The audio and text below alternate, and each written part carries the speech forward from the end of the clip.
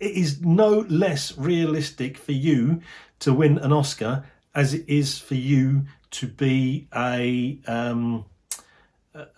background artist.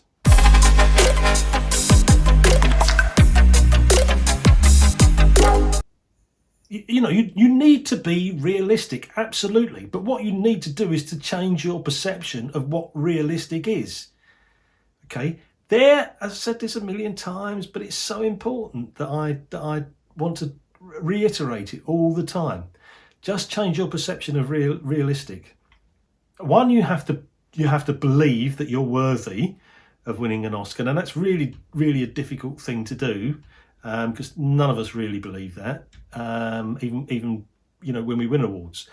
But you have to accept it. If you don't accept it, if you say, well, it's really unlikely, I'm not worthy, I can't even consider myself as being a person like that, then it really isn't ever going to happen. So that's the first thing that I want to say to you. Shift your perception of what is realistic. I've said it to you all. The whole of the course is about that in a way, that you need to believe that you can achieve anything in acting. So how do you achieve it? I mean, it's all very well just saying these things, but what you need to do is to look at it like a job. Okay, now I think I can say this without fear of contradiction. I'll be specific. Lee Mack, who you would consider perhaps to be, a bit mad, a bit fly by night, a bit way, a bit couldn't care less. Lee Mack has on his desk at home an old-fashioned clocking on machine. One of those ones that you have a time card and you stamp it. And he makes sure that he stamps it at 9 o'clock every morning. That's why Lee Mack is successful. Lee Mack regards his being as a job. He has that same level of discipline as he would do if he was being expected to be at somebody else's desk. If he was working in a bank or a building society, or he was a teacher, or anything that people expect you to get there on time. Well, as an actor, apart from when you're actually in work, when people expect you to get there on time,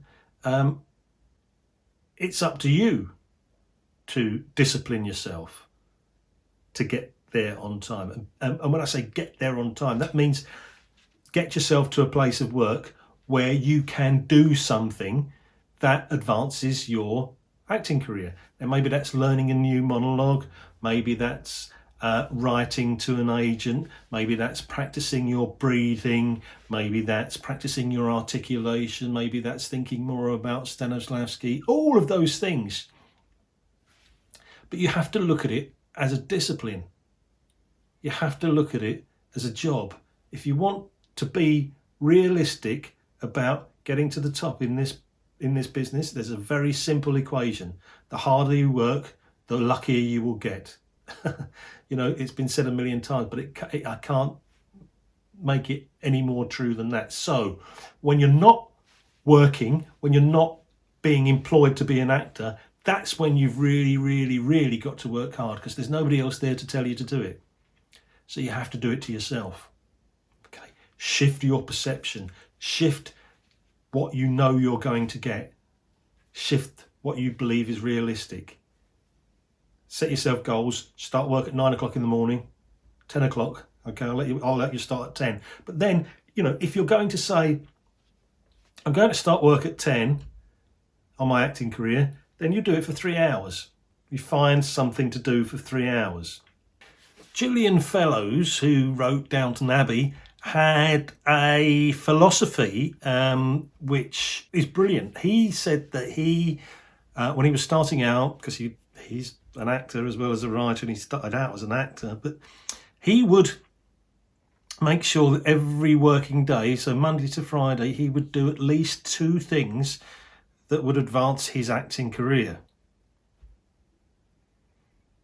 I know plenty of people with so much talent that haven't done that. If there's one secret to being a successful actor, that's probably it. Hopefully we can take you from there to being a successful and a good actor. But being a successful actor really is about how much elbow grease you put into your career behind the scenes. So change what your expectations of realistic is and work every day on your career.